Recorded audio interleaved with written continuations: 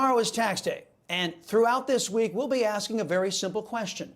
Why are we, the people, are we getting the best bang for our hard-earned bucks funding our massive and unaccountable government? Tax day, the least patriotic day of the year. That's my analysis in today's preamble. Samuel Clemens, better known as Mark Twain, expressed a common-sense principle of patriotism, quote, "Loyalty to country always, loyalty to government when it deserves it," end quote. In recent years, our government has increasingly become unworthy of the trust from the people it's supposed to serve. More on that in a minute. Leftists in the media and the Democrat Party have tried to portray tax day as some sort of holy day of obligation. They made taxes a measure of how much you love your country, as if turning over massive sums of money to a massively unaccountable and underperforming federal establishment is the sign of a good American. It turns out it's the sign of a stupid American. And that leads us to the results of the Chris Salcedo Show poll, where we asked, quote, "What percentage of government employees do you believe are qualified for their jobs?" Now, we're going to show you our Twitter response first. Just 1% of respondents said that every person in government is qualified. 2.6% said 75% of our government is qualified. 16% of respondents said 50%, half of those in government were qualified. But an overwhelming number, 80% of participants in the poll said that 25% or less of government was qualified to do their government jobs. At this point, we should point out that in the federal government alone, there are over 4 million people getting paid with your tax dollars. Over on Truth Social, we asked the same question. The numbers were similar, but one significant difference showed up among an arguably more conservative audience.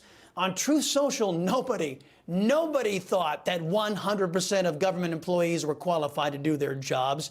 A jaw-dropping 83% said that 25% or less of government employees were qualified to do the government job they were hired to do. In short, your so-called representatives are forcing you to fund a government that you intuitively know is unqualified.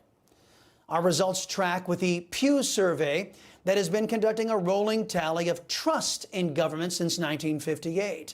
The height of the poll was during the Kennedy years, when 77% of Americans trusted government. The low point was during the occupation of the Oval Office of Barack Obama, when just 10% of Americans trusted their government. Joe Biden's numbers, courtesy of being a regime staffed with Obama's people, is fast approaching Obama's lows. Obama and the Democrats built that massive distrust of government.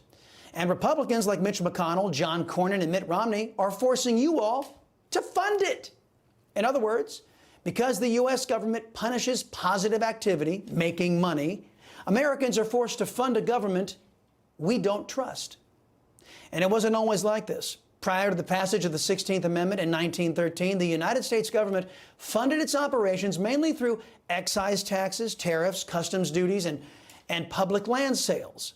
Government was constitutional then, it was limited then, it was smaller and manageable by the elected leaders we hired to administer it.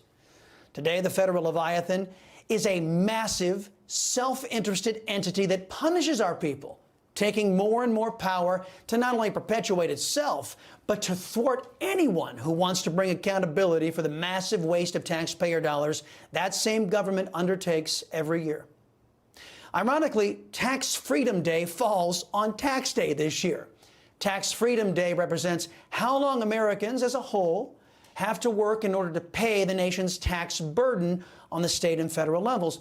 In other words, Americans are forced to work 107 days out of 365 to support government and government's priorities, rather than being able to work for our own families and priorities. We are working nearly a third of the year for government. In truth, the American way states that government should always be working for us. In economics, there are some truisms I think you should memorize. One of them is that if you want more of something, subsidize it. We see this as college costs skyrocket because government subsidizes money flowing into left-wing learning institutions. We see this in GovEd. Billions flow in, but never seem to get to the classroom for our teachers and our kids. Conversely, if you want less of something, tax it. We've seen this as smoking rates have declined, as massive taxes have been instituted, driving the use of cigarettes to plummet. So why would a sane government tax something that is good, earning money, something we all want more of? The truth is, a sane government wouldn't.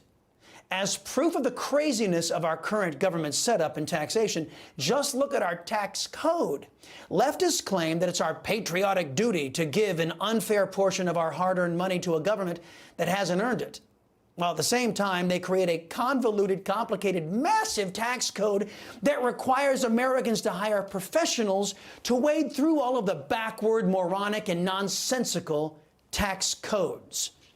All of this to do our allegedly patriotic duty? According to the Tax Foundation, our tax code is over 70,000 pages long. Stupidity is only one reason why disreputable politicians have inflicted this tax code upon our people. In 2014, Dr. Benjamin Carson gave us another reason. What about our taxation system? So complex.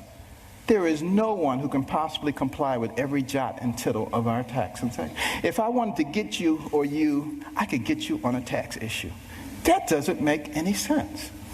What we need to do is come up with something that's simple. And when I pick up my Bible, you know what I see? I see the fairest individual in the universe, God, and he's given us a system. It's called tithe. Tithing, right. By the way, correction, 2013, not 2014. Bureaucrats intentionally and needlessly make our tax code a complicated mess. Why? They want to weaponize it to ensnare you if you step out of line. President Trump is dealing with that right now, as are countless others who oppose the weaponization of our government. As a matter of principle, I oppose the income tax. But if you're going to have to do it, why not a flat tax that comes out of your paycheck every 2 weeks? No IRS, no accountants needed, just a flat 10% or 15% and call it done.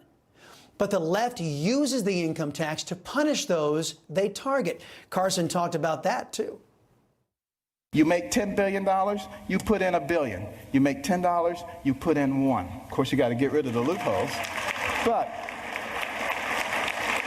now some people say, well, that's not fair because it doesn't hurt the guy who made $10 billion as much as the guy who made 10. Where does it say you have to hurt the guy? He just put $1 billion in the pot. You know, we don't need to hurt him. You know, it's that kind of thinking.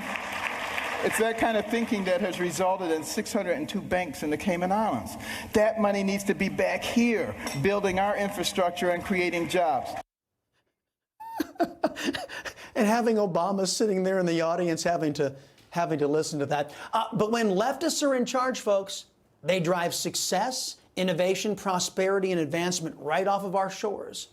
And all we're left with is a bunch of GOP senators who collude with the aforementioned socialists to impose massive, irresponsible, and reckless spending, just like the $1.7 trillion omnibus bill orchestrated by Mitch McConnell, John Cornyn, and 16 other Senate, air quotes, Republicans. And why did they do this? Mitch and the gang claimed they had to fund their top priority, and that priority wasn't you. Providing assistance for the Ukrainians to defeat the Russians, that's the #1 priority for the United States right now, according to most Republicans. That's sort of how we see the challenges confronting the country at the moment.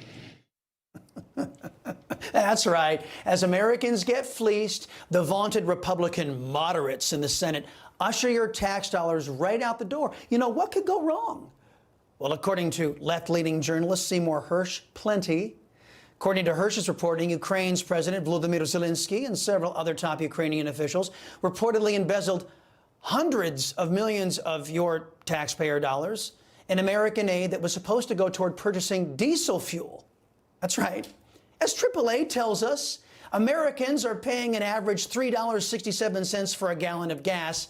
Big shots in Ukraine, with American tax dollars designed to get them their fuel for free, are skimming millions to enrich themselves. All because nobody's minding the store and being good stewards with our hard-earned money.